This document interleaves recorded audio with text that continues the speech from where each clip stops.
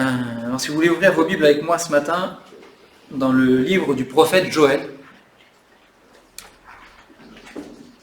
Le livre du prophète Joël au chapitre 1.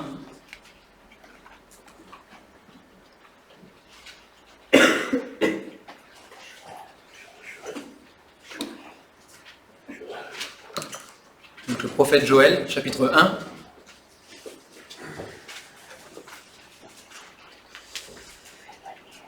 Alors, on ne sait pas tout ce qui s'est passé du temps du prophète Joël, mais on sait une chose, avec ce qu'il a écrit, c'est que le peuple d'Israël, à ce moment-là, a vécu des moments très difficiles. Il a vécu des moments très difficiles, notamment avec des catastrophes. On va le lire ensemble, mais il y a des catastrophes qui se sont abattues sur le peuple. Une invasion de sauterelles, notamment, qui a détruit toutes les récoltes. Il n'y avait plus rien dans les greniers, donc c'était la famine. Je vous rappelle qu'à l'époque, ils n'avaient pas forcément beaucoup de moyens de subvenir à leurs besoins en nourriture, à part l'agriculture et l'élevage. C'était quand même assez réduit, et il suffisait d'une catastrophe naturelle, comme des sauterelles, comme un orage, comme d'autres choses, pour qu'ils se retrouvent vraiment dans des difficultés qui étaient réelles, qui étaient vraiment réelles. Et donc c'est ce qui s'est passé du temps de ce prophète Joël. Ces Israélites se sont donc retrouvés dans des situations qui les dépassaient, avec peut-être aucune solution à vue humaine. Et la chose, c'est que, on va le voir aussi, mais ce peuple d'Israël, à ce moment-là, ne marchait pas avec Dieu. Ils vivaient sans Dieu.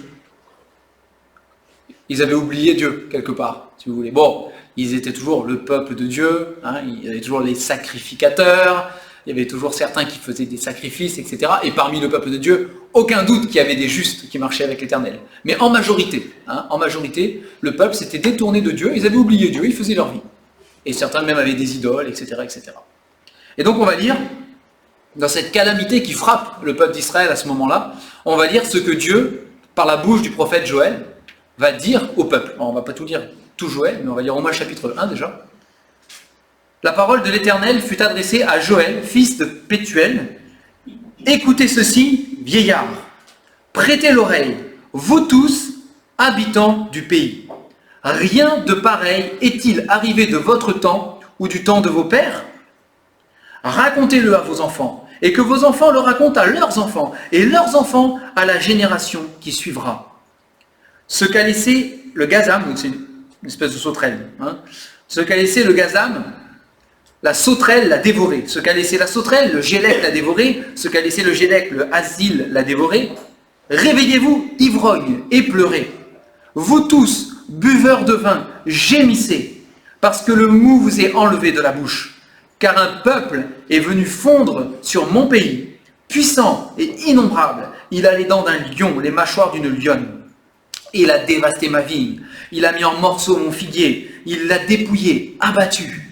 Les rameaux de la vigne ont blanchi. Lamente-toi, comme la vierge qui se revêt d'un sac pour pleurer le fiancé de sa jeunesse. Offrandes et libations disparaissent de la maison de l'Éternel. Les sacrificateurs, serviteurs de l'Éternel, sont dans le deuil. Les champs sont ravagés, la terre est attristée, car les blés sont détruits, le mou est tari, l'huile est desséchée. Les laboureurs sont consternés, les vignerons gémissent à cause du froment et de l'orge, parce que la moisson des champs est perdue. La vigne est confuse, le figuier languissant, le grenadier, le palmier, le pommier, tous les arbres des champs ont flétri. La joie a cessé parmi les fils de l'homme. Sacrificateurs, saignez-vous et pleurez. Lamentez-vous, serviteurs de l'autel.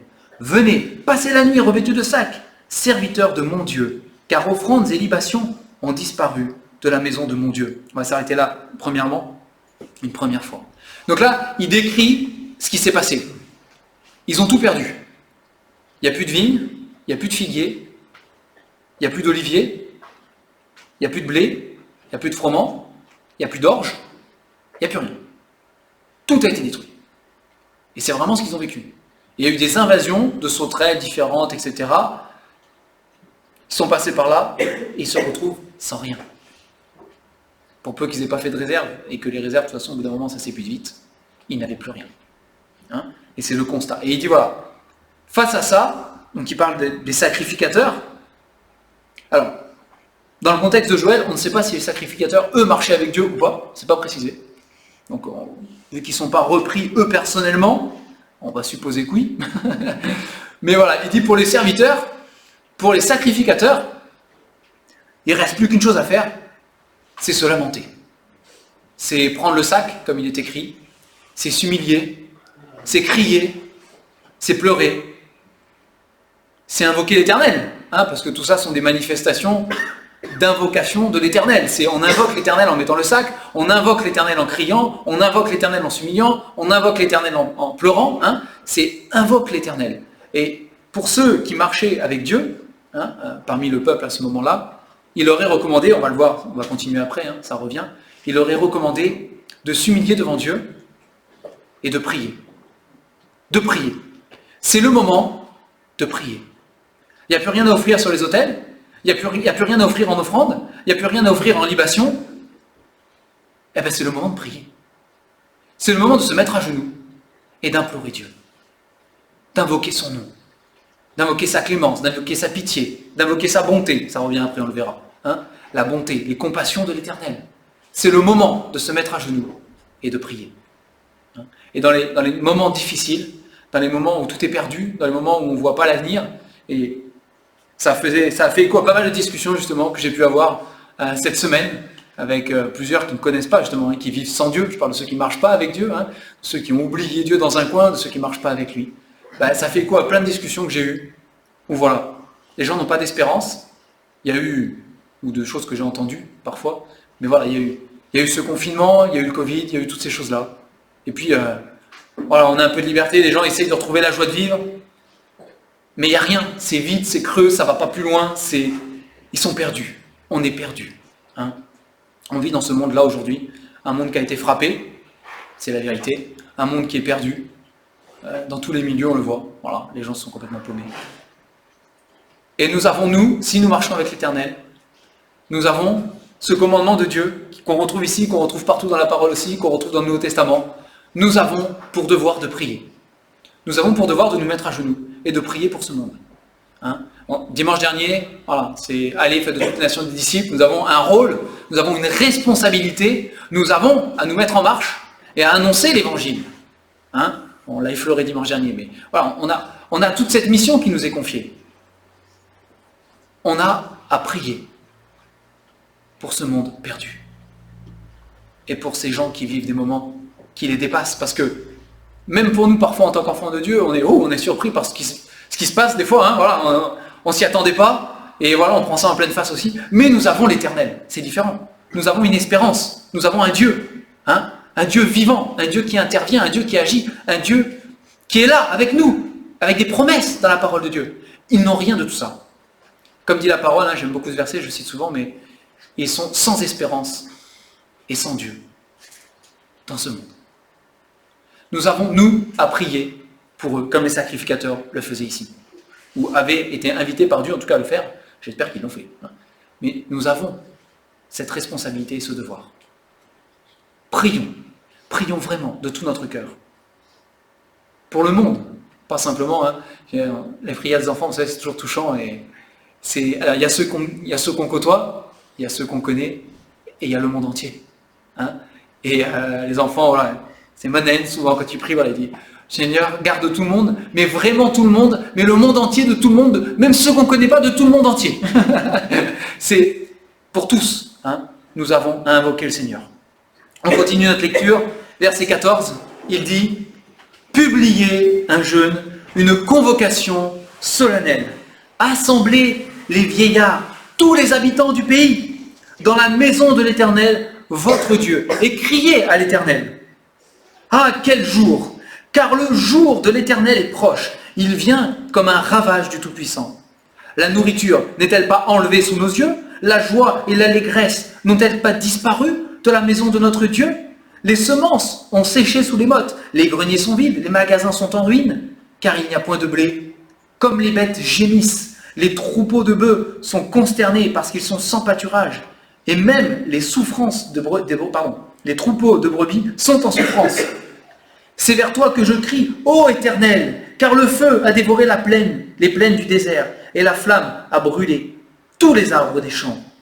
Les bêtes des champs crient aussi vers toi, car les torrents sont à sec, et le feu a dévoré les plaines du désert. Donc, il parle aussi de la création, quelque part, des animaux, etc., qui crient, qui se lamentent, et c'est comme un rappel que nous aussi, on doit crier, se lamenter, se tourner vers Dieu pour l'invoquer, pour le prier. Dans le Nouveau Testament, on trouve aussi ce passage où l'apôtre Paul nous dit que la création tout entière soupire et souffre les douleurs de l'enfantement et jusqu'au jour où elle sera délivrée. Ce jour-là, c'est le jour où le Seigneur Jésus reviendra. Pour la création, en tout cas. Il n'y a pas d'autre jour, le grand jour de l'Éternel, le jour où Jésus viendra, le jour où la terre sera libérée, le jour où la terre même sera détruite pour être reconstruite, recréée par le Seigneur comme une nouvelle terre et des nouveaux cieux. À ce moment-là, les souffrances seront terminées pour elle. Donc, même la nature, même tout ce qui se passe, toute cette souffrance, doit être comme pour nous qui sommes enfants de Dieu, des signes qui nous invitent. Nous aussi, on doit se lamenter. On doit crier vers l'Éternel. On doit lui demander sa grâce et son intervention dans ce monde. On ne peut pas compter sur les hommes, ça ne marchera jamais, mais on peut compter sur l'Éternel. Cette semaine, pareil, sur mon téléphone, j'ai reçu, vous savez, il y a des alertes qu'on reçoit comme ça tout seul sur les nouvelles de ce qui se passe sur la planète. On ne choisit pas vraiment toujours, mais paf, il y a un truc qui arrive. Et là, il y avait juste le titre, j'ai pas lu l'article, mais comme quoi les États-Unis ont déclaré 23 nouvelles espèces éteintes. Voilà. Alors, je ne sais pas si c'est des plantes, des animaux, je ne suis pas allé regarder l'article en détail, d'accord? Mais voilà, la création souffre, soupire. Ici, les animaux crient, à nous de nous lamenter aussi. Et d'invoquer le Seigneur, de prier, la prière, encore une fois. C'est un privilège qu'on a de pouvoir parler directement à Dieu. Voilà, mon voisin me demande si je peux venir prier. Oui, je pourrais lui dire qu'il faut prier vous-même aussi. Mais ils ne connaissent pas. Ils n'ont pas ça. Nous avons ce privilège, nous, de connaître l'Éternel. Il est notre Sauveur en Jésus. Il est ce médiateur. Jésus-Christ est le médiateur entre Dieu et nous. Nous avons ce privilège de pouvoir nous adresser à lui. En hébreu, il est dit, approchons-nous donc avec assurance du trône de la grâce, afin d'obtenir miséricorde. C'est une grâce, c'est un privilège. Si nous ne prions pas, nous, enfants de Dieu, qui le fera? C'est notre responsabilité. C'est notre responsabilité. Chapitre 2 de Joël, un peu plus loin, au verset 12. Là, Dieu va parler à ce peuple en général, qui, on va dire, a marché en mettant Dieu de côté. D'accord? Alors, il n'est pas dit, ici, Dieu ne dit pas qu'ils ont cette calamité et ce fléau parce qu'ils n'ont pas marché avec lui. Dans certains prophètes, dans certains moments de l'histoire d'Israël, c'est le cas, Dieu le dit, à la déportation. Quand le peuple d'Israël a été déporté, Dieu le dit. Je vous avais prévenu à l'avance que si vous ne marchez pas, vous serez déportés. Maintenant, je vous le dis, voilà, c'est à cause de ça que l'ennemi vient, etc. Ok? Des fois, il le dit, des fois, non. Là, c'est pas précisé plus que ça. Peut-être que oui, peut-être que non. Mais en tout cas, ce que Dieu va dire au peuple d'Israël ici, au chapitre 2, à partir du verset 12, voici ce qu'il leur dit. « Maintenant encore, dit l'Éternel, revenez à moi de tout votre cœur. » Avec des jeûnes, des pleurs, des lamentations. Déchirez vos cœurs et non vos vêtements, et revenez à l'Éternel votre Dieu, car il est compatissant et miséricordieux, lent à la colère et riche en bonté. Et il se repent des maux qu'il envoie. Qui sait s'il ne reviendra pas et ne se repentira pas, et s'il ne laissera pas après lui la bénédiction des offrandes et des libations pour l'Éternel votre Dieu. Sonnez de la trompette en Sion. Publiez un jeûne, une convocation solennelle, assemblez le peuple, formez une sainte réunion, assemblez les vieillards, assemblez les enfants, même les nourrissons de la mamelle, que l'époux sorte de sa demeure et l'épouse de sa chambre, qu'entre le portique et l'autel pleurent les sacrificateurs, serviteurs de l'Éternel, et qu'ils disent « Éternel, épargne ton peuple, ne livre pas ton héritage à l'opprobre, aux railleries des nations. Pourquoi dirait-on parmi les peuples, où est leur Dieu? Bon, il y aurait plein de choses à dire là, mais ici, Dieu invite Joël à parler, le prophète Joël à parler et à proclamer devant le peuple, maintenant, aujourd'hui, au moment où il était à l'époque, maintenant, c'est le moment de revenir à Dieu. C'est le moment, il n'y en a pas d'autre, c'est ce moment-là. C'est maintenant, tout de suite, à l'instant T. C'est pas on verra plus tard, c'est maintenant. Hein, il le dit au verset 12. Maintenant encore, dit l'Éternel, revenez à moi de tout votre cœur. Hein, de tout votre cœur, déchirez vos cœurs et non vos vêtements. Bon, il y en avait qui déchiraient, qui lamentaient, c'est dans l'apparence.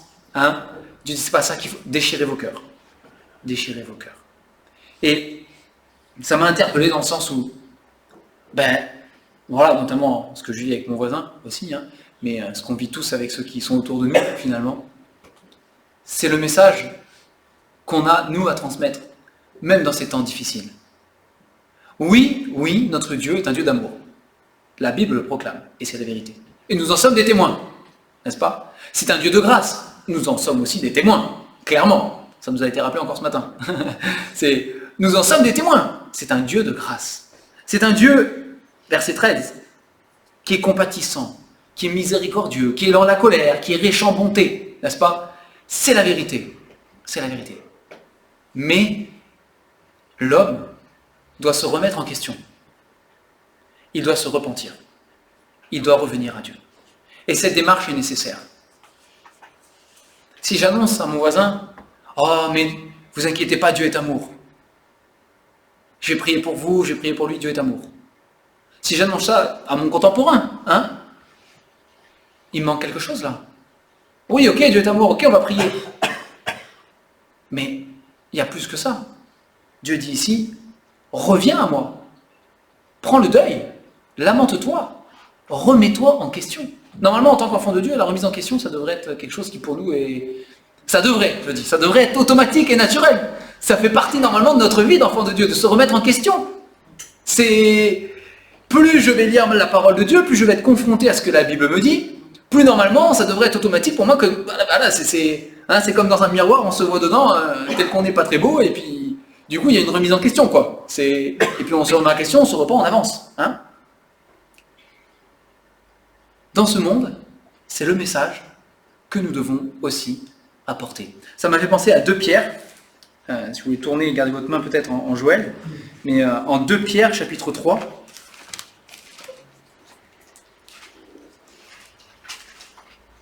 Parce que ce que Joël a vécu, c'était il y a bien longtemps, même si le message est toujours d'actualité. Et en 2 Pierre, chapitre 3, à partir du verset 9, l'apôtre Pierre répond à certains qui pensent soit que le Seigneur Jésus est déjà revenu, soit qu'il tarde à revenir, qu'il n'est toujours pas là, il a dit qu'il reviendrait bientôt, il n'est toujours pas là, c'est la fin, mais c'est pas la fin, mais si c'est la fin, mais non, mais c'est pas la fin, il n'est pas là, bref, ce genre de choses existait déjà à l'époque. Et donc Pierre, inspiré par le Seigneur, au verset 9, dit « Le Seigneur ne tarde pas dans l'accomplissement de la promesse », sous-entendu, il a dit « Je reviens bientôt », n'est-ce pas, comme quelques-uns le croient, mais il use de patience envers vous, ne voulant pas qu'aucun périsse, mais voulant que tous arrivent à la repentance.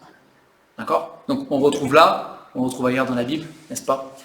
Mais c'est le message qu'a prêché Jésus, c'est le message qu'ont prêché les apôtres, c'est le message que Dieu a déjà véhiculé à travers les prophètes au début, et c'est le message qu'on doit garder. Et c'est le message que nous devons proclamer, nous aussi. Vous savez, quand il y a eu dans les évangiles, on a cet épisode avec le Seigneur Jésus. Il y a une tour qui est tombée, qui a tué des gens. C'est une catastrophe. Des gens sont morts. Et du coup, on lui pose la question, ouais, est-ce qu'ils étaient pécheurs, plus pécheurs que machin, etc.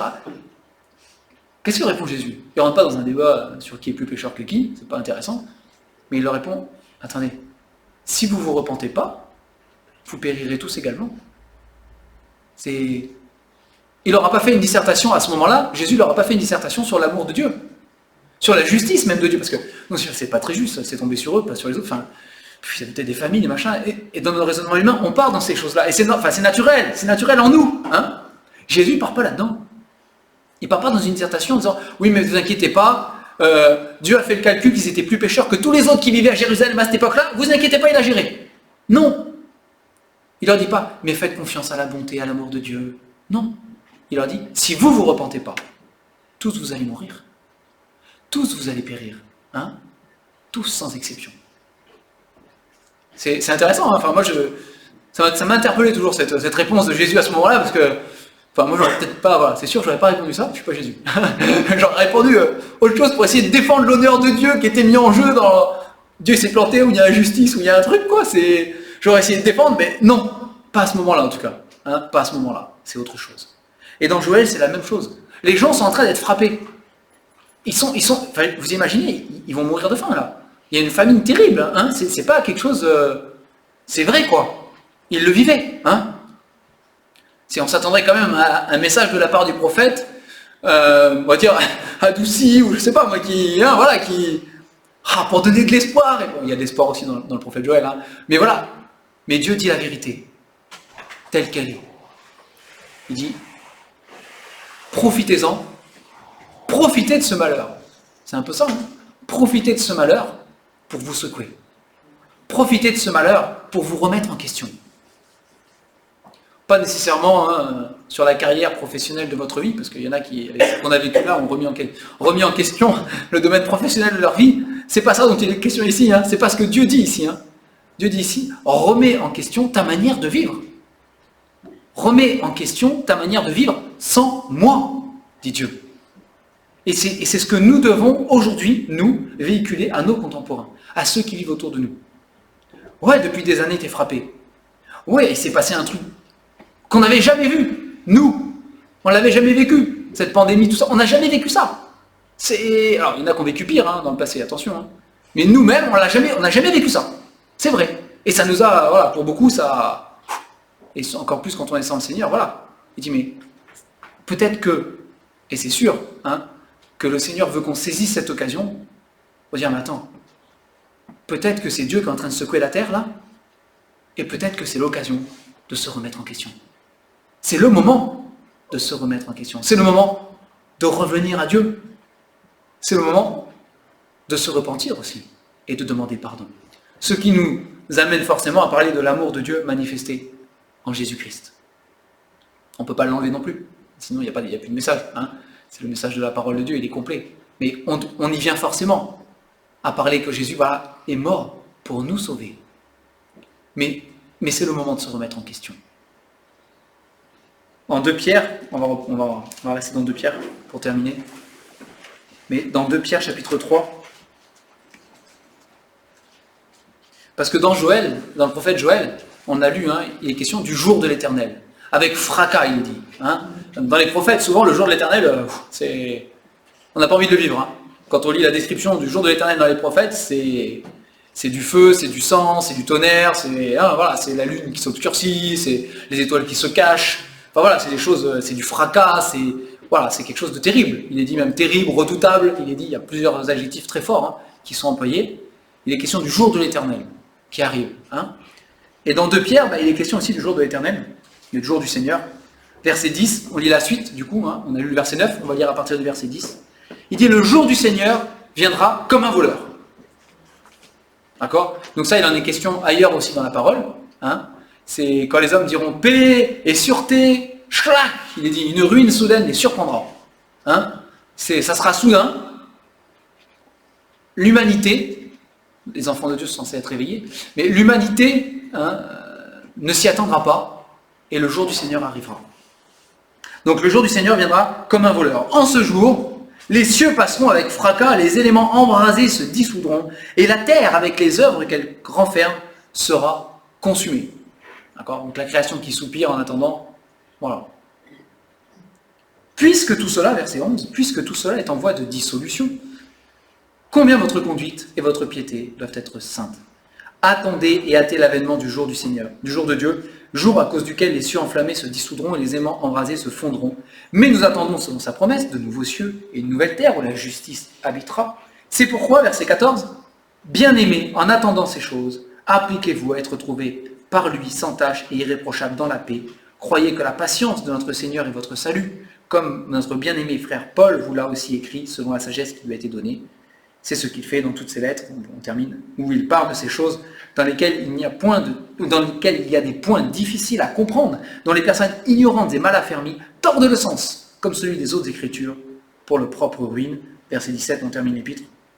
Vous donc, bien-aimés, qui êtes avertis, tenez-vous sur vos gardes, de peur qu'entraînés par l'égarement des impies, vous ne veniez à déchoir de votre fermeté. Mais croissez dans la grâce et dans la connaissance de notre Seigneur et Sauveur Jésus-Christ. À lui soit la gloire maintenant et pour l'éternité. Amen. Donc l'apôtre Pierre est dans son raisonnement, là, d'accord. Donc, il parle de ce jour du Seigneur qui va venir avec fracas. C'est la vérité. Voilà, c'est un jour, au temps de Dieu, quand Dieu le décidera, et pas les hommes. Un jour que l'homme n'aura pas calculé à l'avance, forcément, puisqu'on ne peut pas savoir. Donc voilà, quand Dieu décidera, il dira stop. Et ce sera fini. Et tout sera détruit. La terre, ce qu'elle renferme, les œuvres, tout ça. Tout sera consumé. C'est ce qu'on a lu ici. Dieu va créer quelque chose de nouveau, mais tout sera exterminé. Et ce sera fini.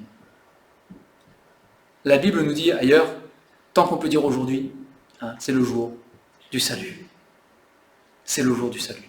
Tant qu'on peut dire aujourd'hui. Si tous ici nous avons accepté le Seigneur Jésus, ce jour d'aujourd'hui, voilà, il est passé, mais il demeure encore, on est toujours dans le salut, n'est-ce pas? Mais bon, il y a un jour, on a accepté le Seigneur Jésus. Voilà, Rémi nous a partagé son témoignage, notre frère aussi a donné une date. Voilà, il y a des jours, il y a un jour, il y a un moment, même si on ne peut pas donner toujours la date, le lieu, l'heure, etc.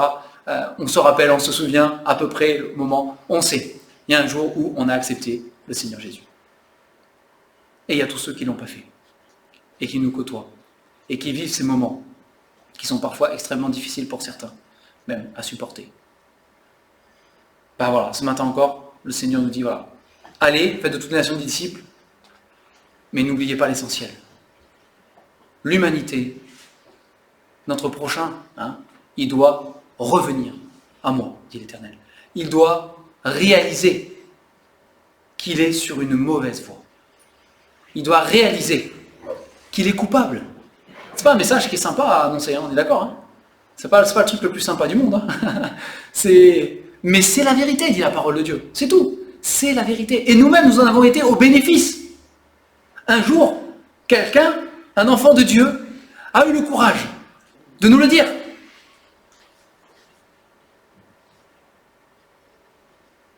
Tu es sur une mauvaise voie. Tu es coupable. Tu mérites d'être condamné. Mais la bonne nouvelle, c'est que Jésus a payé pour toi. Il t'a délivré. Crois de tout ton cœur et tu seras sauvé. Un jour, un enfant de Dieu a eu le courage de le faire. Poussé par le Seigneur sans aucun doute, mais il a eu le courage de le faire. C'est notre tour encore aujourd'hui. Chaque jour que c'est aujourd'hui, de proclamer ce message autour de nous. C'est important. C'est important. Mais nous devons rappeler à nos contemporains que si le monde est secoué, ils ont à se secouer eux-mêmes. Et ils ont à se remettre en question et à revenir à Dieu. C'est important. On va prier pour terminer. Seigneur notre Dieu, nous te louons ce matin encore pour ce rappel. Parce que Seigneur, oui, Seigneur, nous savons ces choses. Nous en sommes conscients. Mais Seigneur, combien de fois nous n'avons pas ouvert la bouche, Seigneur, nous n'avons pas proclamé toute chose. Combien de fois nous avons préféré parfois dire ce que les personnes veulent entendre ou ont envie d'entendre, plutôt que de dire la vérité. Seigneur, nous voyons dans la parole que ce n'est pas comme ça que toi tu fonctionnes. Et aide-nous, Seigneur, à fonctionner comme toi, bien sûr avec ta sagesse et avec l'équilibre qui vient de toi. Mais Seigneur notre Dieu, aide-nous à avoir une réponse qui est selon l'Évangile et selon toi, pour ce monde qui est autour de nous. Seigneur, nous prions que ce que nous vivons depuis pratiquement 2 ans, Seigneur, ça soit une bonne occasion pour que des âmes se tournent vers toi. Utilise-nous, Seigneur, pour cela, vraiment, utilise-nous. Avec puissance, avec ton esprit. Pas par nos forces et notre intelligence, Seigneur, mais uniquement par ton esprit et par ta grâce. équipe-nous, donne-nous du courage, parce que nous savons que nous n'avons pas reçu un esprit de timidité, mais un esprit de force, de sagesse et d'amour. Seigneur, donne-nous à nous qui t'aimons, Seigneur, et qui marchons avec toi, d'intercéder pour ce monde, de réclamer ce monde perdu pour toi. Pardonne nos négligences, Seigneur, et fortifie-nous. Nous avons besoin de toi. Au nom du Seigneur Jésus. Amen.